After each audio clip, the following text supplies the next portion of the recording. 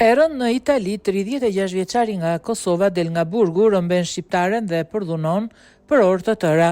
Një 36 vjeçar nga Kosova është arrestuar për rëmbim dhe sulm seksual në Padova.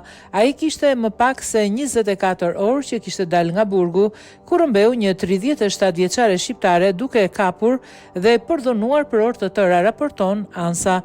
Tmerin e ka treguar vetë gruaja e cila pas 2 ditësh ka mundur të ratiset nga banesa e pabanuar ku e kishin mbyllur.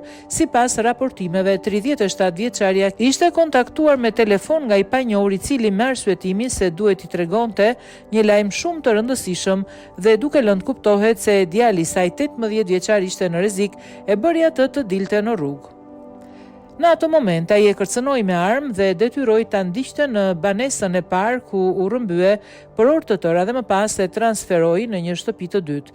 Gruaja u detyrua të kryente marrëdhënie të përsëritura seksuale për orë të tëra, gjithmonë nën kërcënimin e armës dhe vetëm kur mori një telefonat nga i biri në celular duke zbuluar se nuk ishte në rrezik, arriti të çlirohej nga përdhunuesi dhe ta ratisej në rrugë, duke thirrur policinë.